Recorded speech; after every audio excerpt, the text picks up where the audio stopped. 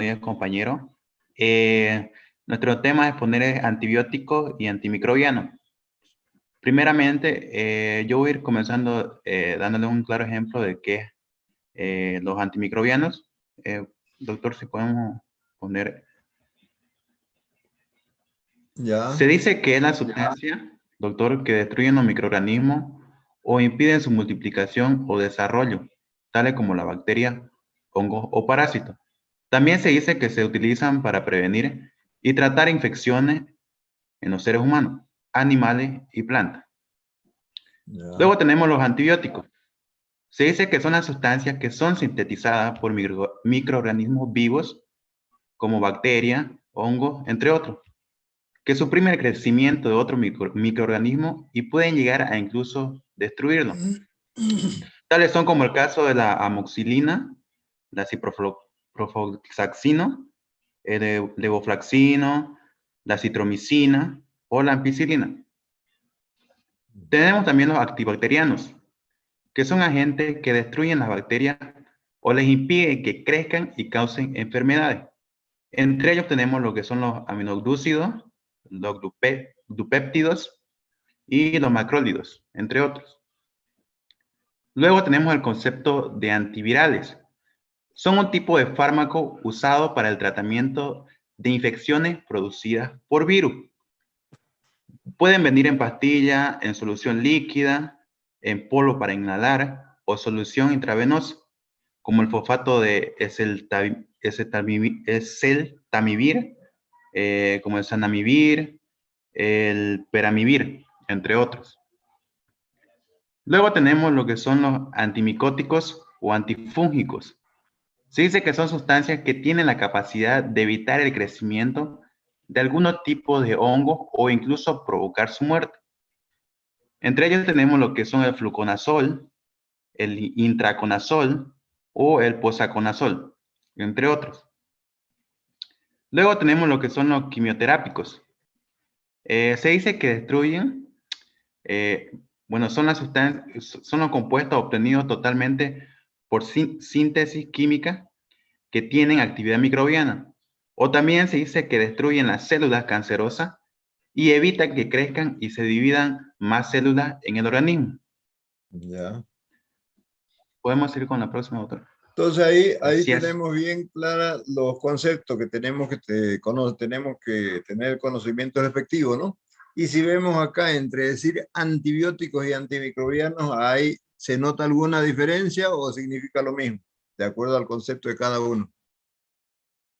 Antimicrobiano, sustancia que destruye microorganismos, impide su desarrollo, crecimiento, multiplicación, y habla de bacterias, hongos, incluso parásitos, ¿no? Antibióticos, sustancias sintetizadas por microorganismos vivos. Ahí la diferencia está en que en la obtención, ya nosotros estamos acostumbrados a decir antibiótico, va a tomar un antibiótico, pero esto está relacionado con la obtención, en el caso de las penicilinas que se obtenían de bacterias y hongos, pues, ¿no? Las primeras penicilinas como agentes antibióticos. Acá en el caso de antimicrobianos, ya mayormente los de los actuales ya son sintéticos y tienen un margen de acción más amplio, por eso habla de parásitos incluso, los protozoarios que pueden ser destruidos por algún agente antimicrobiano, bacterias, hongos incluso, entonces el margen es mayor, ¿no? Para tomar en cuenta. Dice, es más correcto, dice cuando nos referimos a un agente antiinfeccioso, dicen los farmacólogos, más correcto el término es designarlo o denominarlo como agente antimicrobiano y ya no antibiótico. Pasa que ya tenemos la costumbre de decir, está tomando, vamos a darle un antibiótico, decimos, ¿no? Ahí nomás su pequeña diferencia. Ya, está bien estos conceptos, continuamos. A tomarlo en cuenta, ¿no? Bueno, doctor. Luego tenemos la clasificación por su origen y obtención. Entre primer lugar tenemos lo que es el natural o biológico, que son producidos por microorganismos vivos, como ejemplo la penicilina, la penicilina G, la benzatínica, la procaínica, la cristal, la penicilina B, la polimixina y la clorafenicol. Ya. Luego tenemos los sintéticos, que son generados mediante síntesis química, como por ejemplo toda la sulfa.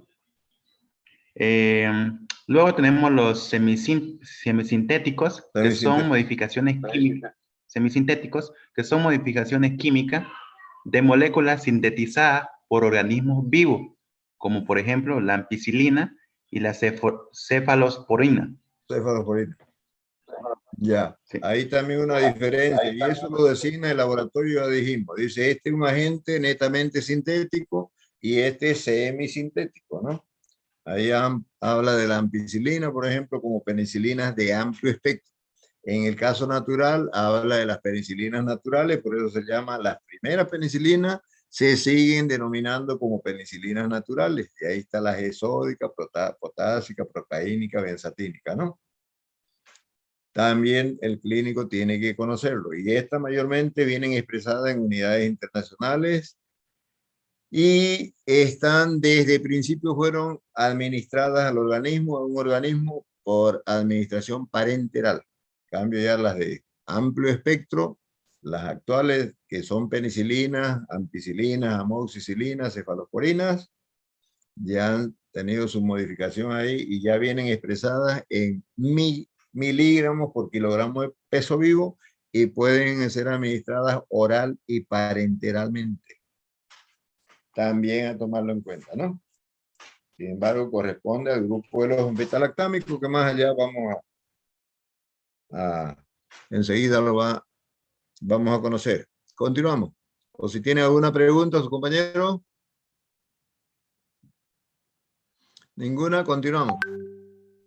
Punto 1. Bueno, doctor, seguimos con la clasificación por su grupo químico y familia. Lo belactámico, generalmente se usa más frecuente. Beta-lactámico, perdón. Beta-lactámico. Sí. Beta-lactámico. Se usa más O frecuente usted en lo puede que decir, son... podemos decir también B-lactámico, ¿no? Mejor decimos beta-lactámico o B-lactámico se puede denominar así. Y ahí tenemos los componentes. Continúe. Doctor, se usa mayormente en lo que son las patologías infecciosas en base a su eficacia, espectro y seguridad. Entre ellas tenemos la penicilina, la ampicilina, la amoxicilina, la cefalosporina, los monobactámicos y carbapenemes. Ya. Luego tenemos los aminoglócidos, que mayormente se indican en el tratamiento de infecciones severas del abdomen y las vías urinarias, así como en caso de bacteriemia y endocarditis. Están lo que son los estreptomicina, la neomicina, la kanamicina y la gentamicina. Luego tenemos los macrólidos. Se dice que se tratan en infecciones agudas y crónicas. Entre ellas tenemos la eritromicina, la tirosina, la tiomulina y la bacitracina. Luego tenemos los polipeptídicos. Se usan mayormente para infecciones graves en las que las bacterias son resistentes a todos los demás antibióticos y no hay alternativa más segura y disponible. Entre ellas está la polimixina A y B y la colistina. Luego tenemos lo que son los azúcares complejos. Mayormente estos están compuestos para proporcionarnos energía. Entre ellas tenemos las glicosamidas y la clindamicina. Luego tenemos lo que son las tetraciclinas, que se dice que funciona para combatir resfriado, influencia u otras infecciones virales. Tenemos lo que son las ocitetraciclinas, la clorotetraciclina y la doxiciclina. Ya. Siguiente diapositiva, doctor. 7. Luego de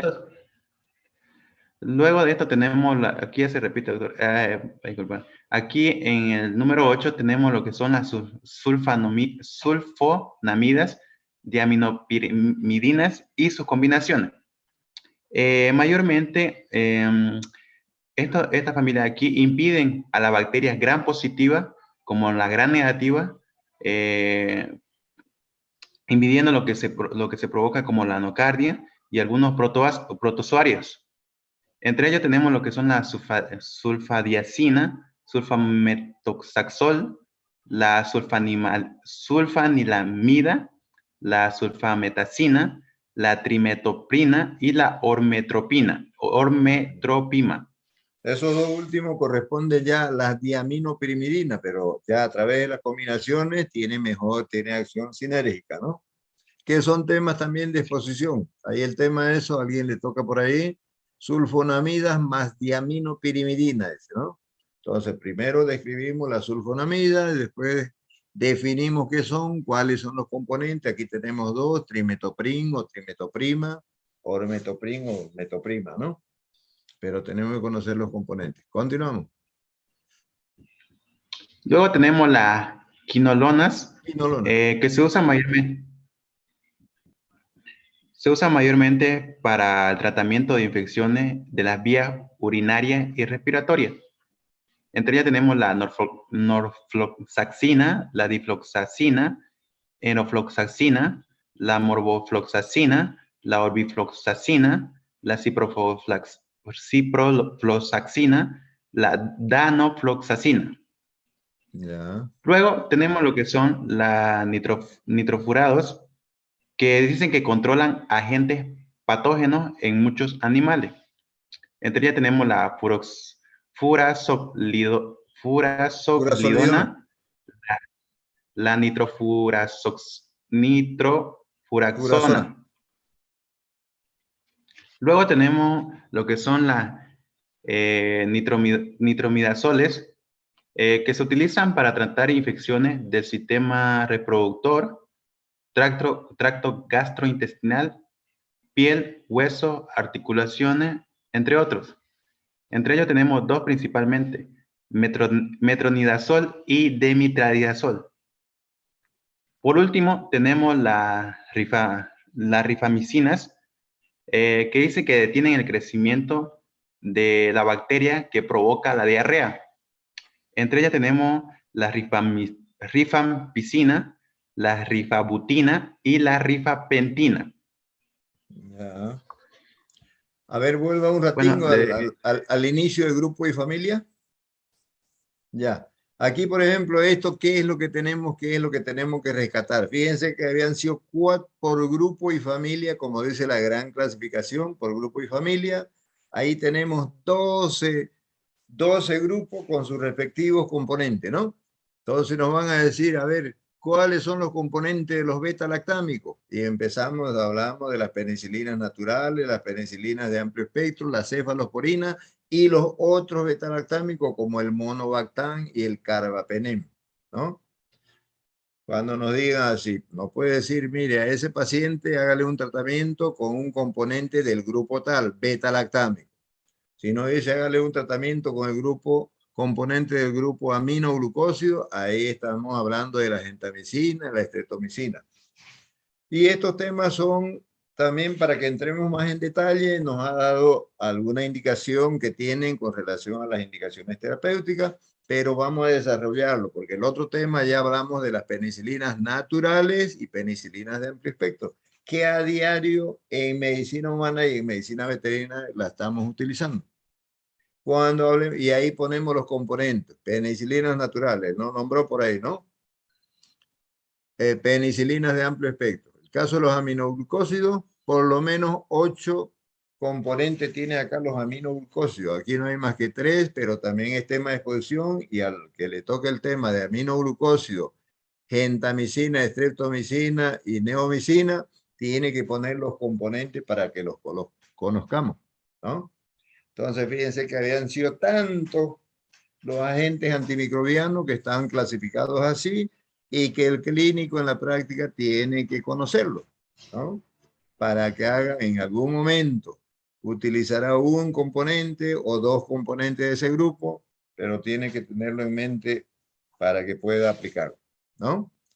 Por eso son los otros temas de exposición, aminoglucósidos, las penicilinas naturales, la cefalosporina y los otros betalactámicos, tiene 2, también tenemos que conocerlo. Y de aquí tomar en cuenta también de que el clínico de estos componentes de cada grupo, hay agentes que son netamente, más allá lo voy a definir, que son bacteriostáticos y otros son bactericidas. También hay recomendaciones para su uso respectivo. Entonces, gran clasificación es la que tenemos que tomar en cuenta. ¿Cuántos son los grupos con sus respectivos componentes? ¿Ya? Si tienen alguna pregunta,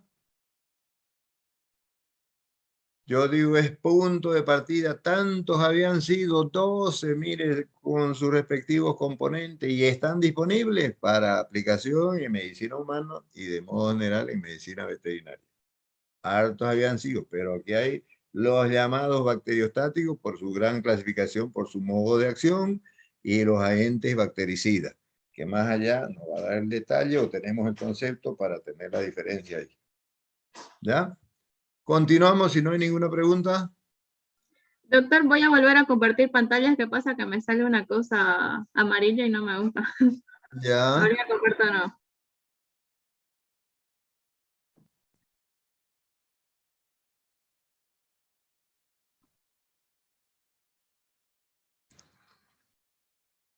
Ya. Ya está. Yo voy a empezar a hablar sobre la clasificación de acuerdo a la actividad antimicrobiana. Entonces Ya. tenemos el espectro amplio, que son aquellos que actúan contra la amplia gama de las bacterias patógenas, que son contra las bacterias gram positivas y gram negativas. Ejemplos pueden ser las tetracyclinas y la fluoroquinolona. Quinolona. Siga. Quinolonas. Quinolonas. Fluoroquinolona, porque este es un derivado de la quinolona que también, y el tema ahí está, a alguien le ha tocado las quinolonas y fluoroquinolonas, porque podemos hacer una receta solicitando, requiere mi paciente que le aplique yo quinolona, y allá en la distribución, en la receta dice quinolona, y allá en la distribución le van a decir, mire, no tengo quinolona, pero tengo fluoroquinolona. Y usted, si no tiene el conocimiento, va a decir, no, yo quiero quinolona, no quiero fluoroquinolona. Entonces tenemos que saber que es un derivado, pero con una adición radical del flúor, ¿ya no?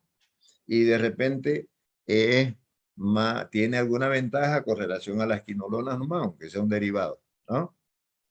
A tomarlo en cuenta también. Pequeño detalle. Continuamos. Ya. Amplio espectro. Ahí está. Espectro, como número 2 tenemos espectro intermedio o medio, que dicen que son acción sobre una gran variedad de bacterias, sin abarcar la mayor parte de las gram positivas y gram negativas. Entonces es decir que se tiene acción sobre un número limitado de bacterias, bacterianas, sí. O sea que solo abarca un poco de las gram positivas y gram negativas. Ejemplos son las eritromicinas, la cefalosporina, que es de la segunda generación. De segunda generación. Tenemos la eritromicina, que es de espectro antibacteriano, que esas son alternativas para pacientes alérgicos a penicilina y tiene una actividad elevada con las Streptococcus. Sí, eso. Después tenemos el espectro reducido bajo, que estas son las que actúan sobre unos cuantos microorganismos gram positivos y gram negativos, es decir, que se tiene una acción sobre algunas especies también bacterianas. Ya, ahí fíjense que ahí están las penicilinas, porque las primeras penicilinas llamadas naturales eran de espectro reducido. Ahora, de ese grupo y sobre el mismo núcleo básico que tienen las penicilinas, ya se ha ampliado, ha evolucionado y tenemos las penicilinas de amplio espectro. Entonces, las primeras, las naturales, eran las primeras penicilinas de espectro reducido. Y la evolución hace que lleguen a espectro intermedio para algunos y directamente espectro amplio para otros. En el mismo caso, las penicilinas. Iniciaron con espectro reducido para determinados grupos de microorganismos, ¿no? Ahora ya son de amplio espectro y ya no están expresadas en unidades internacionales como las primeras, están expresadas por vía oral y se pueden administrar oral y parenteralmente, ¿no? La gran ventaja que nos da la evolución que ha tenido. Entonces, el mecanismo de acción de las penicilinas dice que penetran a las bacterias a través de la porina para unirse a las proteínas fijadoras de las penicilinas. Entonces Ya. son enzimas comprometidas en las etapas terminal del ensamblado de la pared celular, ¿no?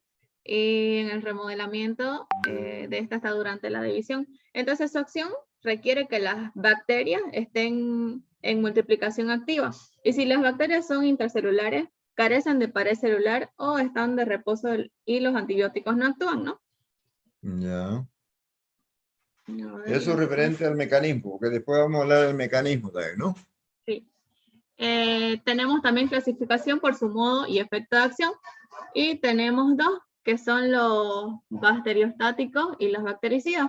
En los bacteriostáticos son las que inhiben el desarrollo de la multiplicación de las bacterias y necesitan la ayuda de las defensas inmunológicas del huésped. En cambio, las bactericidas producen la muerte bacteriana, no necesitan de la acción de los anticuerpos del huésped y son más potentes cuando las bacterias se hallan en una fase de multiplicación. Como por ejemplo, podemos ocupar los beta-lactámicos, los aminoglucosidos y las quinolomas. En los bacteriostáticos ocupamos las tetraciclinas. Ocupamos Quinolonas. quilono, Más. quinolomas, Quinolomas, dice usted. quinolomas. Quinolonas. Okay. Lonas. N en vez de M. Ya, es que En la me había última, escrito ¿no? mal. Ya, Sí, después sí. lo corrige. Ya. Y ahí, por ejemplo, no tiene una listita para cada uno de ellos de acuerdo al concepto. Sí, sí, ahorita en la siguiente Ah, diapositiva. ya. Entonces, a tomar en cuenta, fíjense, entonces, cómo se definen los bacteriostáticos, cómo se definen los bactericidas. Y ahí se recomienda de modo general, dicen los grandes farmacólogos, en un cuadro infeccioso no hay que cometer el error de empezar el tratamiento o iniciar el tratamiento con un agente bacteriostático. Ya tenemos el concepto, qué hace, ¿no? Qué acción tiene. Sino a aplicar un agente bactericida. Y ahí tenemos como ejemplo, pueden haber muchos más, pero por lo menos de los que conocemos o lo que estamos aplicando a diario, ¿no? Y acordarnos, habló de la multiplicación del microorganismo que está en crecimiento que está produciendo el cuadro infeccioso.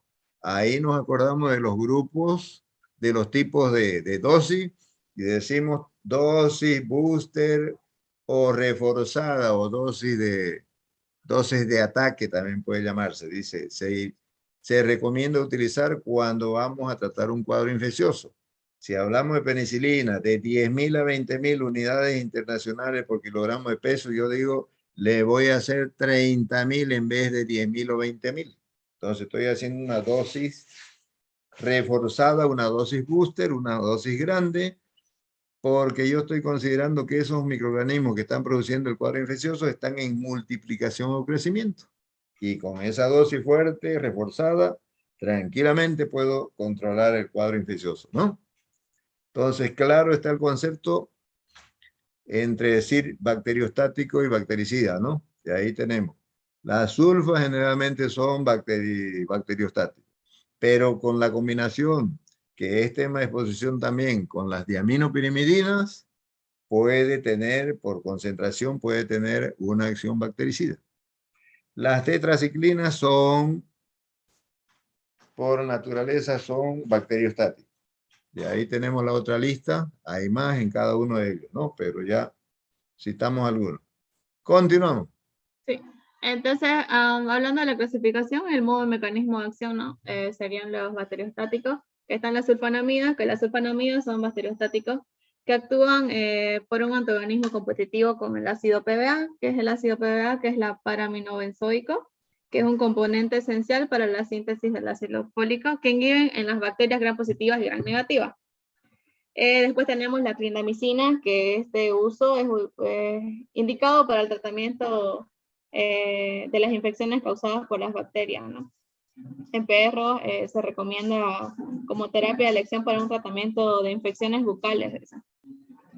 Luego tenemos el cloranfenicol, que es un tratamiento tópico para los, especialmente causadas por los gérmenes sensibles al cloranfenicol, que serían las conjuntivitis. Conjuntivitis. Sí.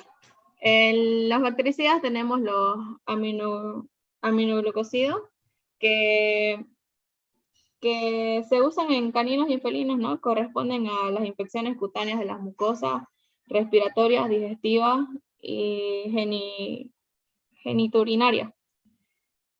Después tenemos los betalactámicos, que son constituyentes de la familia de los antibióticos más numerosos, que también son utilizados en veterinaria, ¿no? Que pertenecen a la clasificación de los antibióticos, y estos inhiben a la pared bacteriana y que poseen un amplio espectro en la actividad, ¿no? Después tenemos la bacitracina, que es un antibiótico polipéptido que actúa inhibiendo la incorporación de los aminoácidos y nucleótidos de la pared celular, ¿no? Y esta se usa, es para uso terapéutico, para el control de las enfermedades causadas por los microorganismos. Y después tenemos la polimixina, Polimixina. la fluoroquinolona y la vancomicina. Ya. Ahí va la siguiente, que es mi compañera, le paso. Ya, aquí ya hablamos. Fíjense que ahí no confundir modo de acción con mecanismo de acción. Aquí vamos a generalizar de todos los 12 grupos que tenemos acá por grupo y familia. Y no podemos decir todos los agentes antimicrobianos tienen el mismo modo de acción, ni mecanismo de acción. Unos en el modo, unos son bacteriostáticos, otros son bactericidas, y en el mecanismo también. Ahí empieza con alteración de la pared celular, daño a la membrana celular, y ahí citamos algunos ejemplos para que nos quede más claro, ¿no? Continuamos. Sí, buenos días, doctor. Buen día. Vamos a hablar según sus mecanismos de acción de los antimicrobianos. Entonces, entre los primeros tenemos la alteración de la pared celular. Si bien los agentes con esta acción se unen a ciertas proteínas de la pared bacteriana, estos antibióticos son eficaces en el inicio de la infección y llegan a funcionar mejor contra las bacterias gram positivas. Y los agentes antibacterianos con este mecanismo generalmente son bactericidas que se incluyen también los betalactímicos y la betacitrina. Entre los betalactámicos que tenemos son las penicilinas, las cefaloporinas, las vancomicinas, los monobactámicos, carbapenems. Penems, exacto, perdón. Entre otros, también está el daño a la membrana celular bacteriana, que esto mayormente es el que trata a los agentes tensoactivos que llegan a actuar casi como detergentes, alterando la arquitectura y función de la membrana. Estos tienen efectos bactericidas y las bacterias, a las bacterias gram negativas son más susceptibles.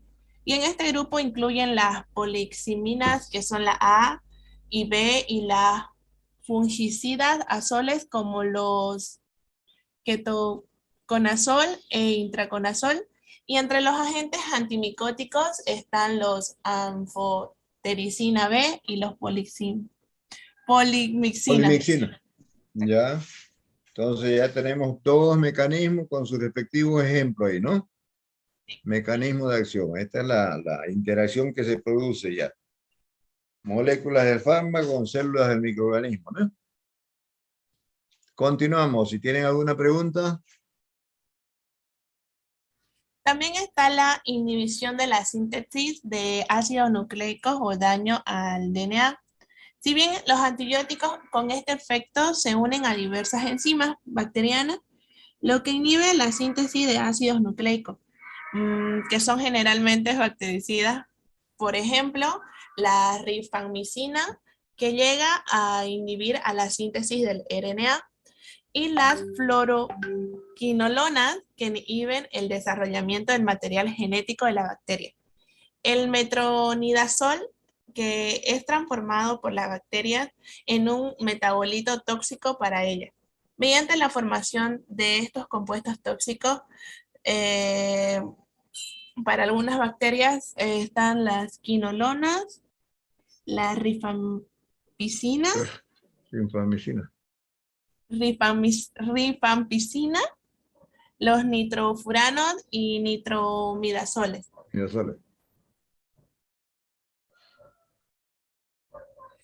También hay la inhibición o alteración parcial de la síntesis proteica. ¿Qué hace esta inhibición? Bloquea la actividad de la enzima del peptidil transferasa que llega al unirse a la subunidad 50 del ribosoma, evitando la formación del enlace peptídico. Entre ellos están los fenicoles, las tetraciclinas y la macrolidos. La inhibición o alteración total de la síntesis proteica, estas células llegan a producir sustancia para el mantenimiento de sus funciones vitales y reproducción. Estos antibióticos interfieren en este proceso. Entre ellos son los Glucósido. aminoglucósidos y los estreptomicina. Ya, escúcheme, se va a cortar. Hacemos otro enlace, ¿no? En 3 minutos, porque ya nos falta, ¿no? Desarrollo el tema. Sí, doctor, falta. En 3 minutos hacemos otro enlace. Ya, doctor. ¿Está bien? Para que continuemos. Repetimos ahí, vamos por el quinto.